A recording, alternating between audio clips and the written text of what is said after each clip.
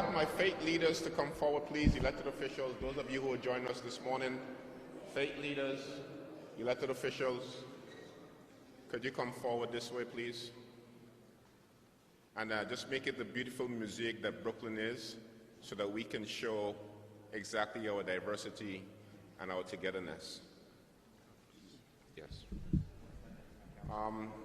Our faith leaders who's going to be joining us this morning is Rabbi Leonard Blank, Rabbi Eli Cohen, Helena Duran from Nidus, Angela Henson from the Church of Jesus Christ of Latter-day Saints, Kate Toth from Bricks and Mortar Judson Memorial Church, Reverend John Dinero from St. Anne's and Holy Trinity. John, could you come forward, John? Reverend Stafford Stollard from Mosaic Baptist Church in Crown Heights. Could you come forward, Steph? Reverend Gwen Dinkle from the Pentecostal House of Prayer in Bed-Stuy. Come forward. Mark Appel and Rabbi Abe Friedman from Borough. So we would like to begin. Good morning. My name is Pastor Gilman Rose. I'm the Director of Faith-Based and Clergy Initiative for the Brooklyn Borough President. And thank you all for coming here. I'd like now to introduce to you the Brooklyn Borough President, Eric L. Adams. Thank you, Pastor Monrose, and I want to thank our faith leaders who came out to really join us in this conversation, my elected officials, and as well as our partner, our district attorney, who has been extremely clear on pursuing actions against those who participate in hate crimes.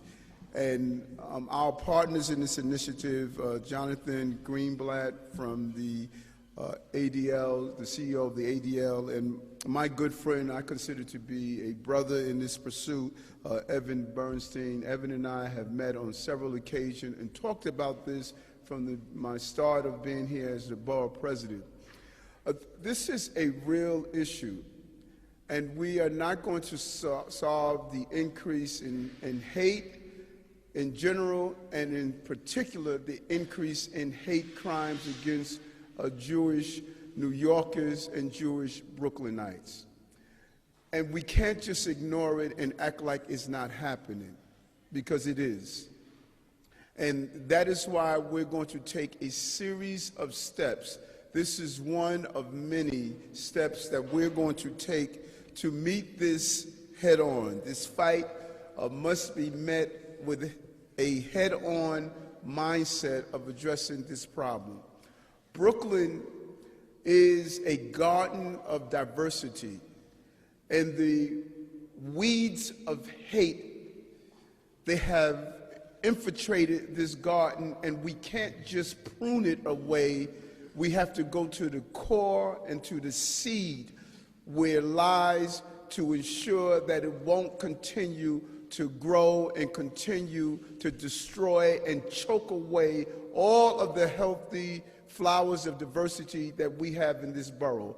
47% of Brooklynites speak a language other than English at home. We have one of the largest Jewish populations outside of Israel. We consider ourselves to be the Tel Aviv of America, and if we can't deal with hate crime of Jewish constituents here in Brooklyn, then it's not going to be dealt correctly throughout this entire country. It starts here, it ends here, and how we handle it here will send the right message throughout the entire country. 52% of the crimes of hate crimes were targeted against Jews. 52% were targeted against Jews. And when you look at the numbers, they speak for themselves. When you look at an audit of anti-Semitic incidents studied in 2017, it revealed that there was more than 200 reported anti-Semitic incidents in New York City. This is a 90% jump from 2016. From 2017 to 2016, there was a 90% jump in incidents. In 2018, 13 out of the 17 reported anti-Semitic assaults happened in Brooklyn. 13 out of 17. This is becoming ground zero because of our Jewish population in this borough. people who prey on Jewish constituents have decided to come to the place where they pray. In Borough Park, Crown Heights, Williamsburg, we see some of the actions that are caught on videotapes of breaking windows, striking individuals, throwing rocks and stones. We're just seeing a repeated increase on this incident. And this is against the backdrop of what the ADL is ramping up and doing, as will be talked about a little later. But they have been the modern-day Paul Revere of telling us that this hatred is coming, and for the most part, many in and out of government have ignored the cries that we have been hearing in the synagogues and in our communities throughout this entire city, and that is why we want to ramp up our actions to state that it will not continue to happen. I'm calling an emergency meeting with my superintendents here in Brooklyn, Brooklyn North and Brooklyn South, part of the Department of Education and our charter schools, because we want to go into our schools and teach our students the conversation around diversity, around bullying, around the anti-Semitic actions, around the actions around attacks against LGBTQ communities, attacks against our Muslim communities, of the young women who wear hijabs that are attacked and assaulted, attacks against other students because of everything from homelessness. There has been such an increase in hatred and attacks.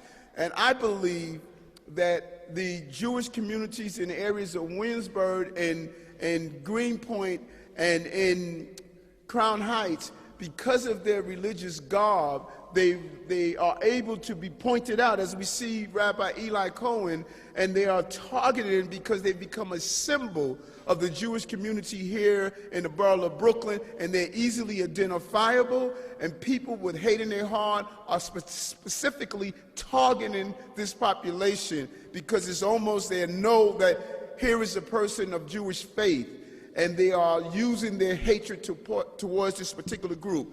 Brooklyn happens to have the large number of members from the Hasidic community, and they are being targeted repeatedly.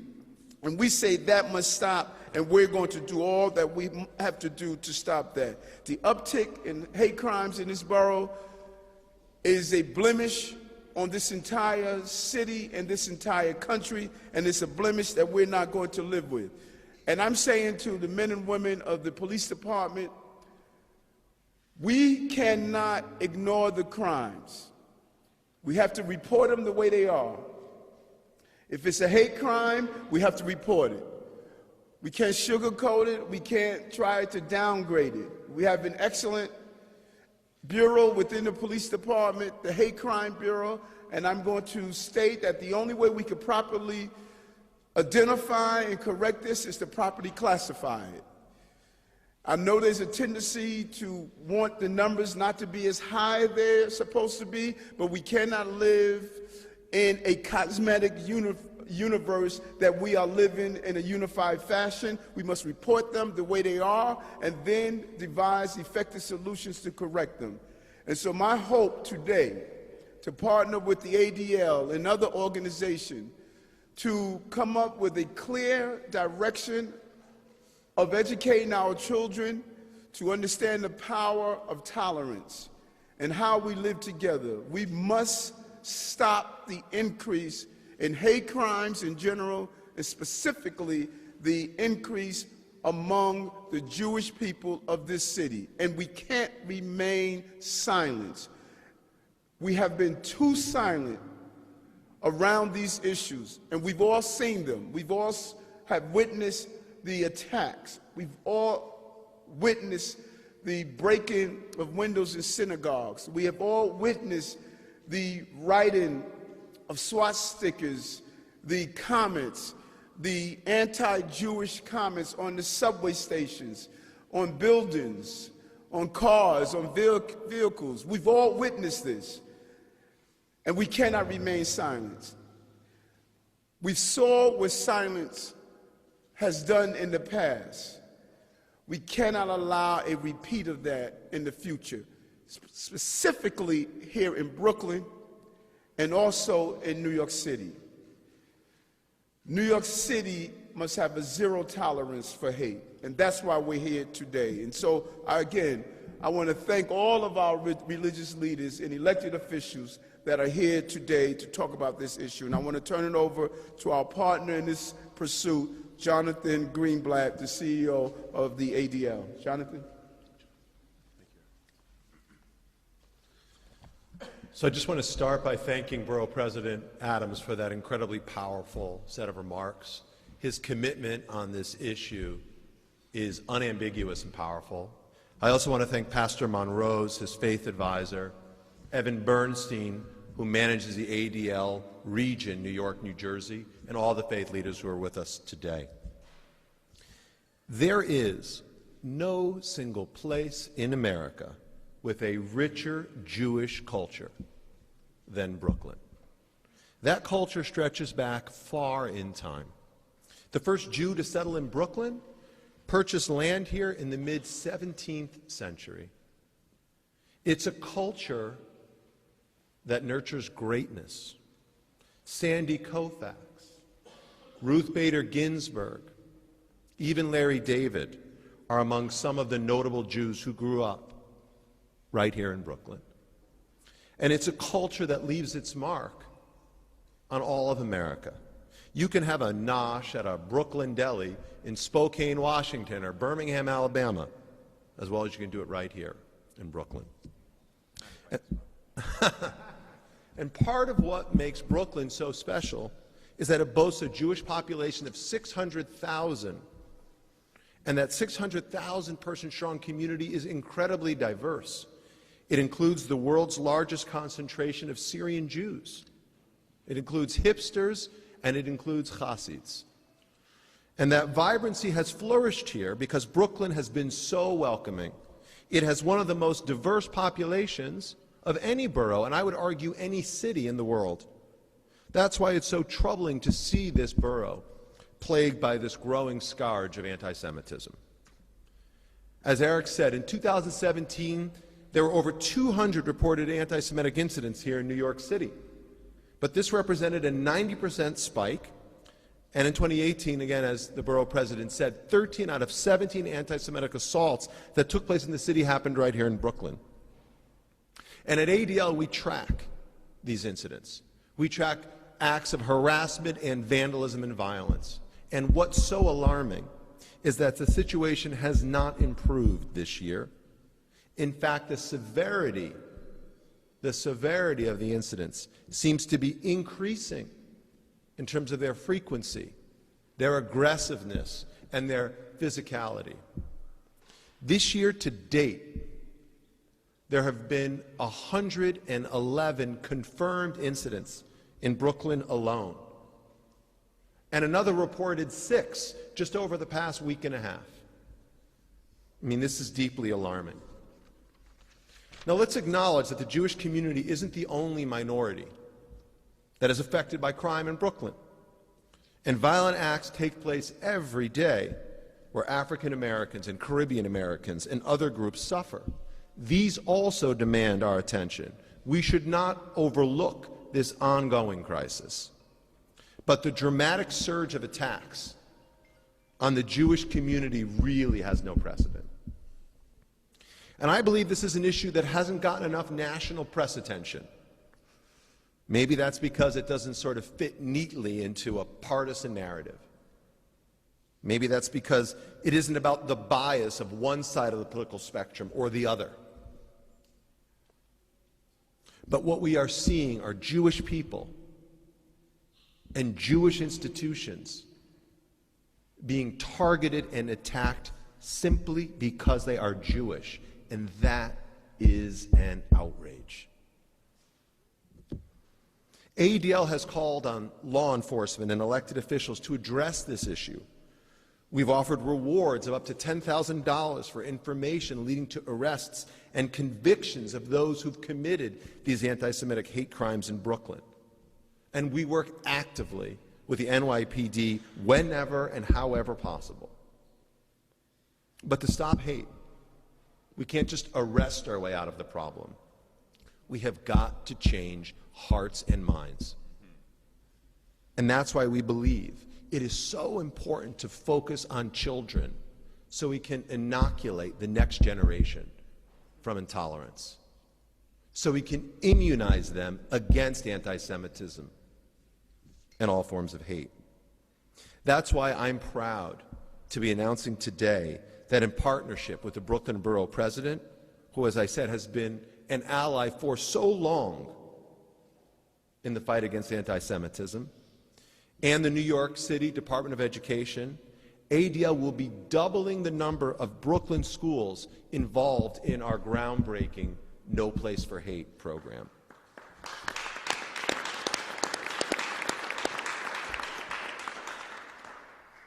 No Place for Hate, which has helped to promote tolerance in over 1,700 public and private schools nationwide in the past 20 years, it enables a school to incorporate ADL's anti-bias and anti-bullying resources within their existing curricular program.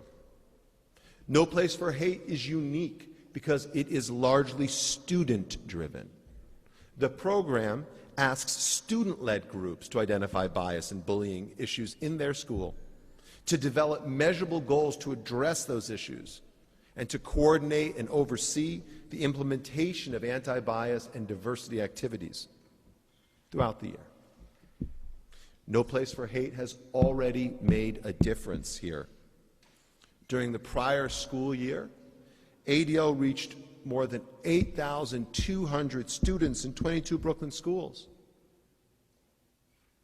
That's why I'm so proud to announce that today, ADL will be making an additional investment of $250,000 for this program for the 2019-2020 school year. And that's just for starters. We have a goal of reaching as many as 40 schools in Brooklyn, with an emphasis on Borough Park, Crown Heights, and Williamsburg. Through our expanded No Place for Hate outreach, we have the potential to reach at least 10,000 more students in the borough's public schools, and also hopefully in its yeshivas and religious schools too. We will recruit from the community to find trainers to serve the communities that we seek to support. ADL sees this work as part of our core mission of fighting hate for good, and we're grateful that the New York City Council, as well as Brooklyn Borough President Eric Adams, have supported our efforts. So I'm also pleased, really honored, to be joined here today by so many faith and community leaders. I mean, look around. This is the mosaic that is Brooklyn, as well as elected officials, as well as other partners who are all lending their own hands to this work and agree on its importance. This alone won't stop hate. But if we can vaccinate our classrooms, if we can reach our kids, we have a chance at making progress on fighting prejudice once and for all.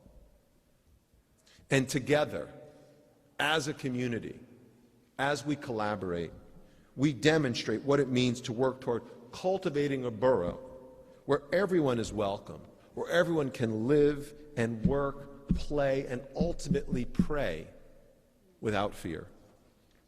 That is the Brooklyn that the world knows and loves. That is the Brooklyn that we are so happy to help build with Borough President Adams, with the City Council, and with leaders all throughout our community. Once again, thank you.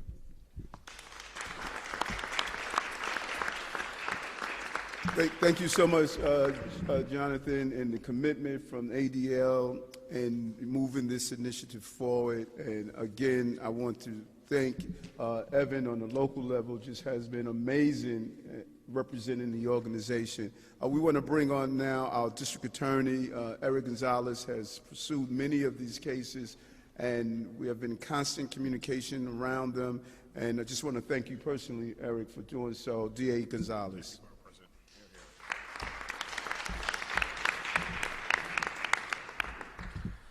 Good morning. I want to thank the Borough President, Eric Adams, and Jonathan Greenblatt from the Anti-Defamation League, and also my friend Evan Bernstein for making a critical investment in our schools, in education, and against all forms of bigotry. The beauty of the ADL is that while their core mission is to protect the Jewish people and teach about anti-Semitism and prevent it, they also care deeply about all forms of bigotry. And much of their education speaks to anti-black hate, anti-LGBTQ hate, and their work is so meaningful because it's about tolerance. And I'm grateful to the elected officials who are here today, our stakeholders in our community, and of course our clergy from Brooklyn's diverse communities for being here today. We're standing with the borough president and the ADL against all forms of hate, in particular these rash of despicable hate crimes and anti-Semitism against our Jewish community. Brooklyn is proud to have the second largest Jewish community in the world outside of Israel. That community is a stalwart, a part of Brooklyn. When many people fled Brooklyn in the 70s and 80s, what they considered the demise of the inner city, the Jewish community invested, built businesses, yeshivas, and shuls to make sure that the community would have a place to grow. And today, when everyone wants to live in Brooklyn, there's been pushback against the Jewish community in ways that have expressed themselves in anti-Semitism. Now, I can tell you from my experience as the district attorney vigorously investigating and prosecuting these cases, we created a hate crimes bureau, a dedicated hate crimes bureau less than a year ago to help the New York City Police Department further investigate and prosecute these cases effectively. And what we've seen is that there are three categories of offenders. There's those that have hate in their hearts and commit these despicable acts.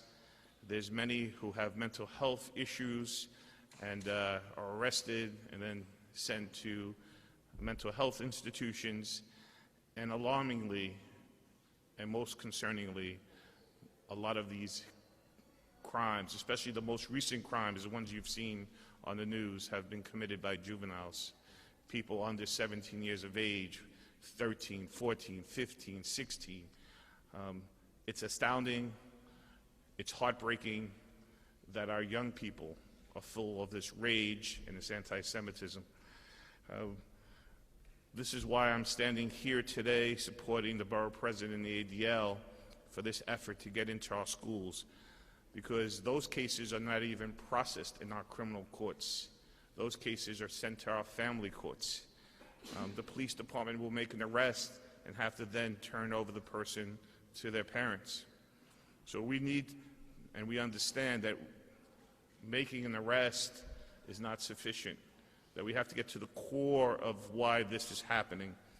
I think ignorance breeds hate, so therefore education is critical to battling bigotry and anti-Semitism, especially young people. It's a lot harder to select someone, to hate them if you know them, if you learned about their culture, if you understand where they come from. We've seen a number of SWAT sticker cases in Brooklyn, numbers that we have not seen years before. Some by children who don't even know what a SWAT sticker really means.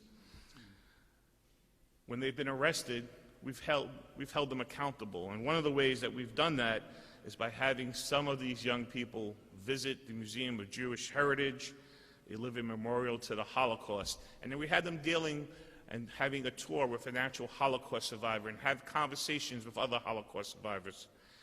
These young people, upon learning the history of the Jewish people through the Holocaust and all that they've been through throughout history, have come back appalled and embarrassed by their behavior.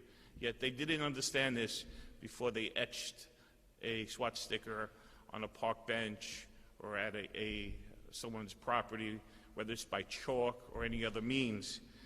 So I am very optimistic that with further education, further anti-bullying training, further tolerance training, we can make a difference in a lot of the lives of these young people. I've spoken to our school chancellor, I've spoken to the UFT, I'm fully behind getting into this classroom with a tolerance training. My office will help volunteer assistant district attorneys to do some of this training and teaching in the classrooms to bring people together. We will continue to bring our community together. And to any offender out there, make no mistake, if you select someone for an anti-Semitic hate crime or any other hate crime in Brooklyn, you will be vigorously prosecuted and held accountable and go to jail. I want to thank the ADL and the borough president for putting this money behind the curriculum so that we can get to more classrooms. I think that if we don't address this issue with our young people, we're going to continue to see this. If we can prevent these young people from committing these acts, we'll be safer. And my final message is, to the Jewish community, I know that there's a lot of fear. There's fear of going outside, fear that you can't get from one place to another, that it's no longer safe in Brooklyn. I assure you that working with the NYPD, my office will do everything in its power to keep Brooklyn safe and to make sure these hate crimes are stamped out. Thank you. And I believe it's important to hear from one of the members of the Crown Heights community, Rabbi Eli Cohen, Executive Director of Crown Heights Community Center. Thank you, Borough President, and I really want to congratulate you, and you really have a great person in charge of this in the person of Pastor Gilman Rose. He's really a great guy, has done a great, really wonderful job. And I also want to congratulate the ADL on this work. Jonathan, you have the best of the best in Evan Bernstein, as really not only creating activity and putting together an initiative like this, but also in educating the world about the dangers and the issue of anti-Semitism. And I know he's a great speaker and a great traveler, and really, really wonderful work that's being done. And I know that this project is going to be successful because I have my own experience in this area. Jeffrey Davis, a district leader in Crown Heights and a close friend, and I went into a number of public schools last year and spoke to the children. We went to elementary schools, we went to junior highs, and we went to high schools. And more recently, we sat down on the floor and read with preschoolers and read Jeffrey's new book about his interaction with the Rebbe and how he learned from the Rebbe about love yourself and love your fellow.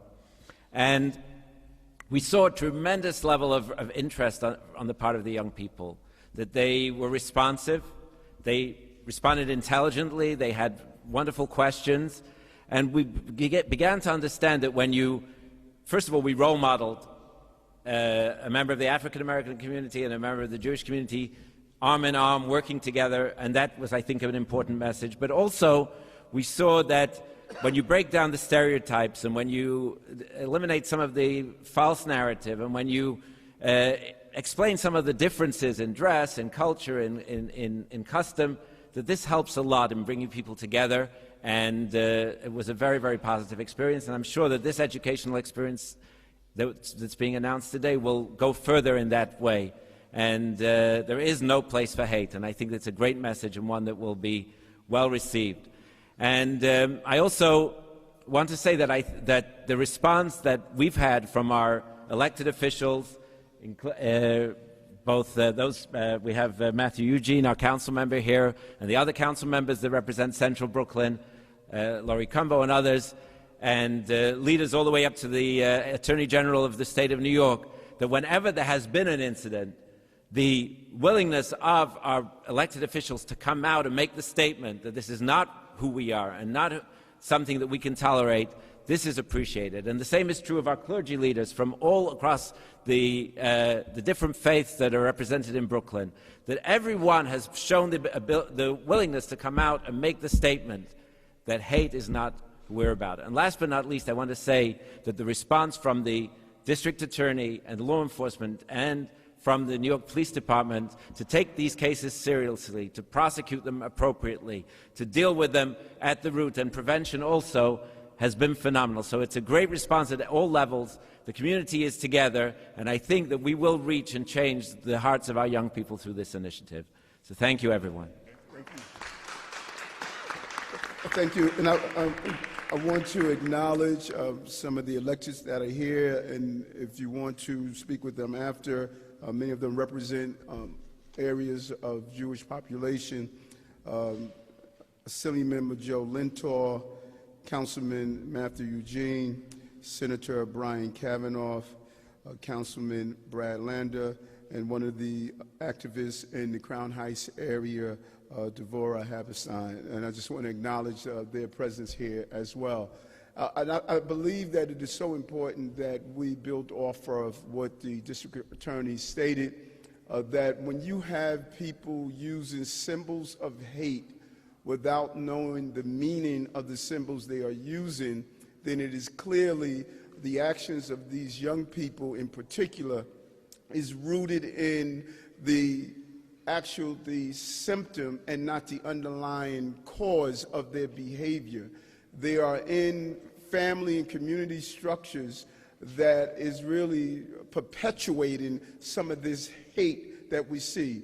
Young people don't come from their mother's womb hating Jews, hating gays, hating blacks, hating Muslims. They are learning it somewhere, and the only way we can counterbalance the education of hate that is played out on our streets is to have institutionalized reversing that hate inside our educational system. So the money we're putting in this program to educate from kindergartens to 12th graders, this seed is going to remove the seed of hate, the seed of violence. And so when you look at the ADL's book that they put out, The Good Fight, you flip through the pages and you see the uniformity of all groups experiencing some level of hate.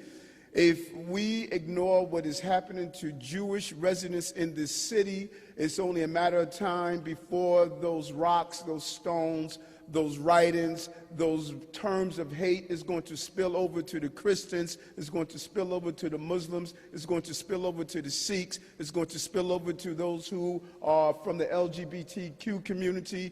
We can't tolerate it anywhere. And the voices that should be speaking the loudest about anti-Semitism are those who are not Jewish. Because if we are silent, then we are placing our heads in the sand, and then it's only a matter of time before our communities are going to impact this same form of hate. Hate is hate. That is what we're attempting to stop. And that is why this initiative is important. Today is only the start of our extremely well thought out plan of addressing the issues of hate in this city. What seems to be coming from Washington, D.C. is spilling over throughout all of our states and all of our cities. New York City in general and Brooklyn in particular, we're stating is stopping here. We'll open the floor to any questions at this time.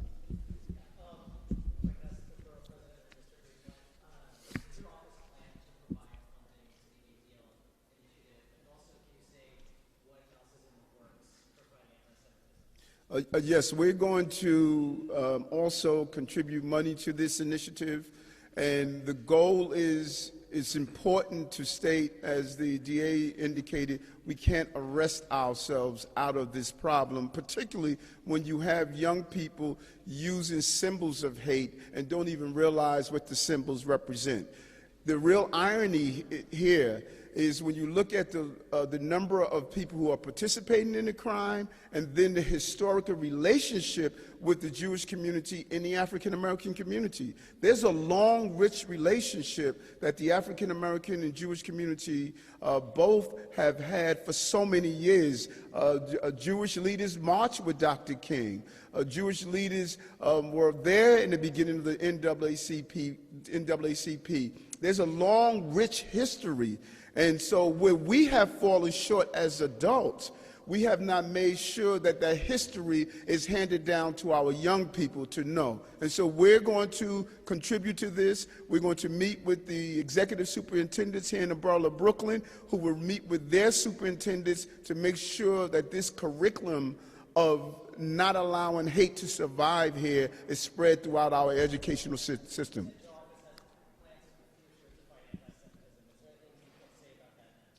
I'm not understanding the question. Okay, our office did not start doing this. We have a program here in Brooklyn every year that I've been in office called and celebrating our diversity International Day of Friendship, where we called in different groups to come here as well. We've been holding with our faith-based leader here in Borough Hall, meetings with all of our faith-based institutions, including the Jewish community. Our $1 million contribution to the Jewish Children Museum. So there's a history in Borough Hall, as long as I've been here, to put financial support behind the conversation and bring people into the conversation, and we're going to continue that. Jonathan? Yep. Sure.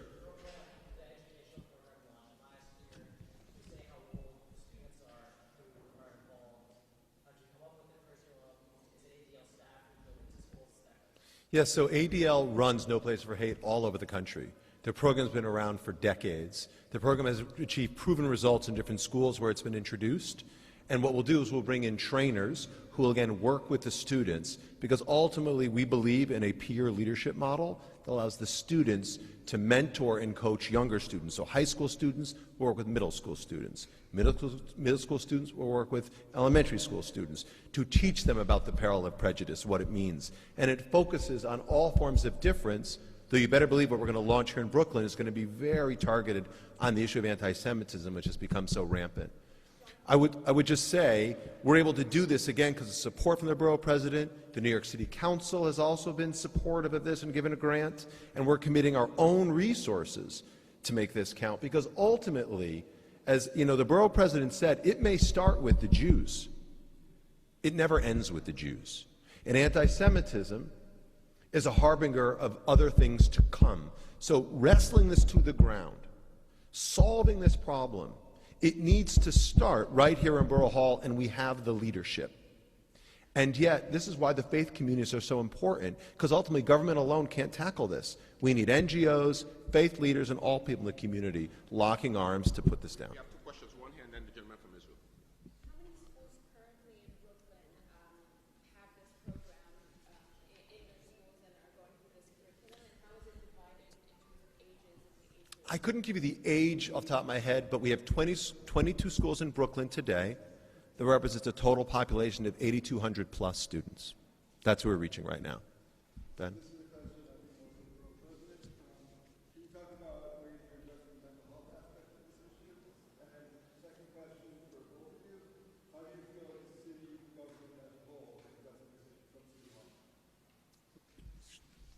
I'll let the borough president speak to the mental health issues. Look, I think the mayor has been talking about this issue for some time, which is good.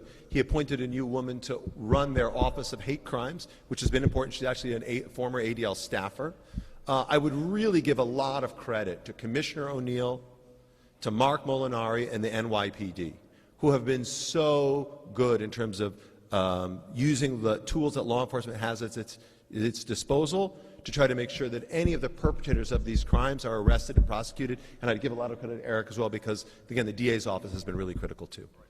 Hold on. Let me answer the question. The mental health aspect. The mental health conversation is an extremely in-depth conversation.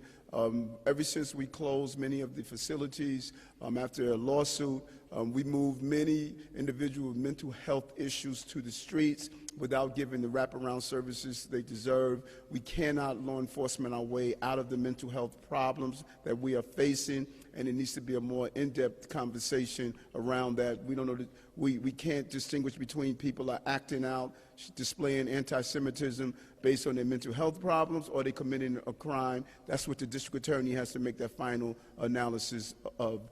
We can't do that right here on this conversation right now.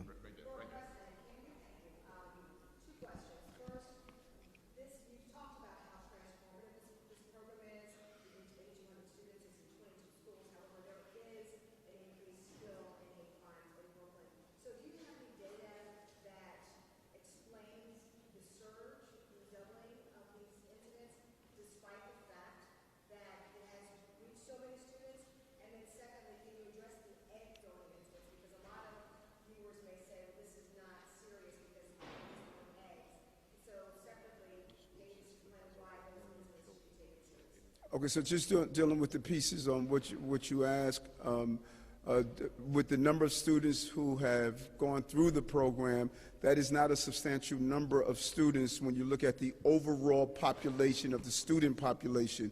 And I think we need to target some of the areas where we're seeing hate crimes and when we're seeing groups live together. We want to start focusing on our Crown Heights, our Williamsburgs, our Borough Park, mostly in particular the Crown Heights and Williamsburg, where you see a large number of Jewish people and non-Jewish people living together. We want to focus on those schools. Then we want to do a cross-analysis of the law enforcement stats that are showing where are the increases.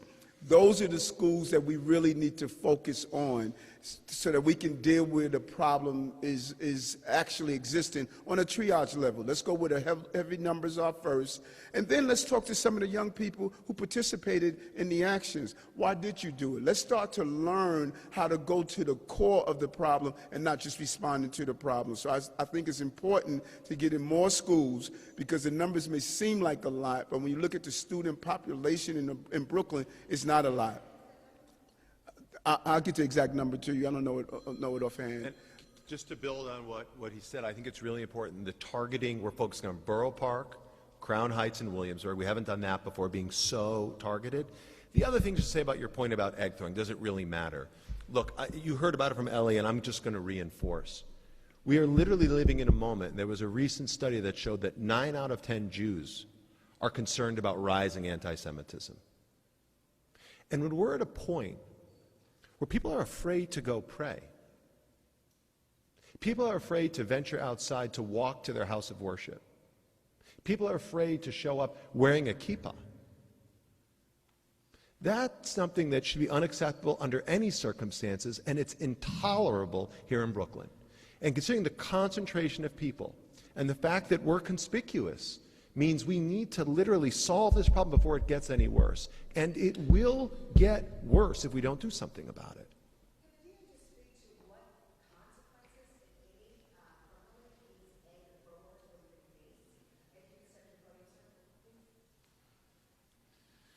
Well, let me just start off by saying anyone who would minimize egg throwing is a problem. This is serious. It's heartbreaking, as I said before, because the images seem to show very young children, probably 13 or 14 years old. What most people don't realize is that those cases don't come into the criminal courts. They go to family court. And it's frustrating because it goes into a black box because adjudications in family court are sealed to the public. So no one even knows what the accountability often looks like unless you're in the court when it happens. So we have to figure out that piece.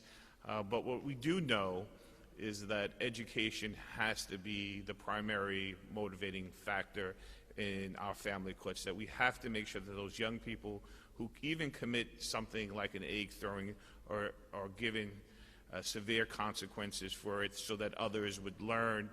I believe in the cases where I've dealt with young people before raise the age implementation or some young people who are maybe just 18, that making them learn about the community that they harmed and trying to cause them to redress that harm. We've worked with Borough in the past to try to get some young people to be accountable, learn what they did, and then go and teach their fellow classmates about what they've done so that they would then discourage that. Because I think what happens is the borough president is completely right, that we've lost what binds us together. The Jewish community in Brooklyn has been a stalwart part of our community, has been very integral in fights for equality. And, you know, quite frankly, there is a lot of anti-Semitism. I think a lot of it relates to the issues dealing around gentrification, right? That this thought that the community is being gentrified and people are being forced out of their communities causes young people to also be fearful. And so we need to deal with that underlying thing. There's going to be a lot of different ways we address this issue, Education is a key component. Law enforcement and prosecution is going to be important, but our community-based organizations are also very important to make sure that we reach out and we bring people together. Hold on. Go ahead, bro. Well, I really want to address this point about the eggs, if you don't mind for 1 second. First of all, I just want to say that we've had numerous teeth knocked out, we've had broken limbs, bruising. We're talking about several cases over the past year or so in Crown Heights where there have been serious physical injury. So we should not in any way diminish this. Secondly, if you're a business person out in a suit and a hat, walking down the street and you get eggs thrown at you, it's not two kids throwing eggs at each other on Halloween. This is talking about a few days after, and now your clothing is covered with egg. You have to go now change, lose your appointment.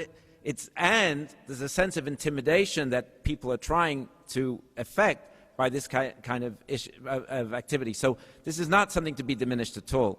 But I want to say also, though, that the Jewish community is very resilient, and we've heard a lot about fear and so on, and there is definitely a sense of concern, but I don't put it to the level of fear of people going out. We just had this last Sunday, I know people here from COL Live, which is a community news blog in Crown Heights, and they conducted a food day, and they went from restaurant to restaurant, 50 restaurants in Crown Heights. It's a budding place where people are visiting every day and every evening to enjoy really good food, and there's a lot of good kosher food in Crown Heights. So, and people are coming from all over the city to enjoy it. So it's not at the level yet where we're talking about fear of going outside, but it is definitely a level of concern, and it's important that we address it now before it goes further.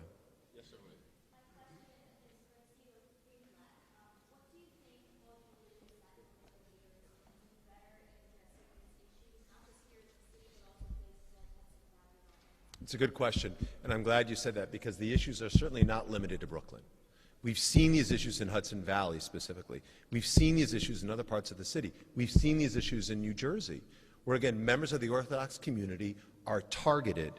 They are intentionally harassed and intimidated for the purpose of marginalizing them. And whether it's rooted in ignorance or it's from intention, I don't really care. What I care about is the impact on Jewish communities, on families and individuals. That being said, look, I will go back to something that the borough president said, or that he alluded to. Racism isn't only his problem as an African American.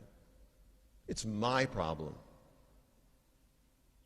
And xenophobia isn't only a problem for those who are immigrants, or who came here as refugees. It's my problem, a person who was born here in the United States. And so I would say anti-Semitism isn't only a problem for the Jewish community. It's all of our problem. And so I think it starts when leaders lead. When they speak up and interrupt intolerance when it happens. And don't say, well, I won't say anything because that person is from my political party. Or I won't say anything because that person is not from my community. I mean, my friends, like the silence, as Dr. King said, the silence of our friends is deafening, or I'm paraphrasing, in the face of injustice. So I would say, whether you're a faith leader, whether you are a borough president or a school board president or the president of the United States, all of us have a responsibility to step up and speak out when hate happens on our watch, whether or not it affects us. Yes, sir. Yes, sir.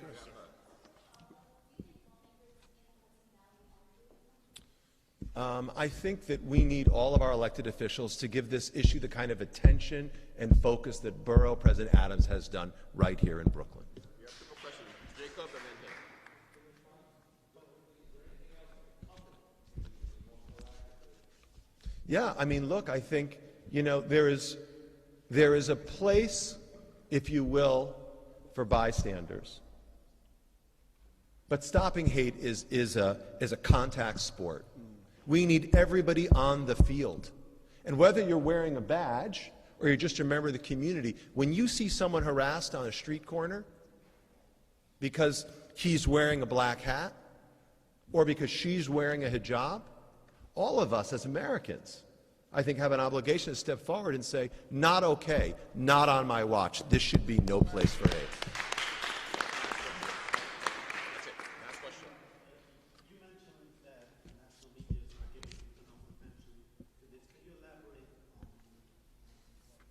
Sure.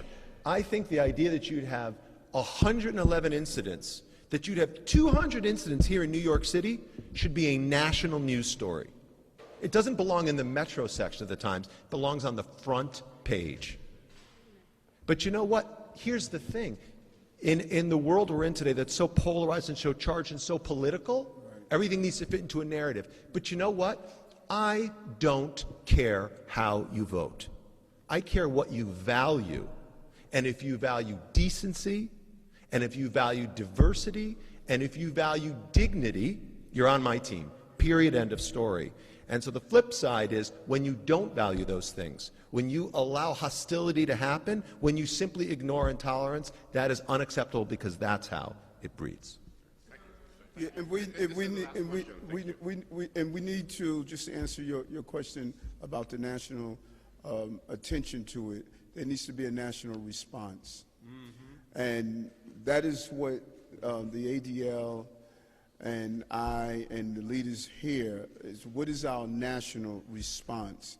Because it's clear that something that may seem to be a spark should not have to turn into a blazing fire before we realize the severity of it. We want to deal with it on this level, and we want to have a response that can be duplicated nationally.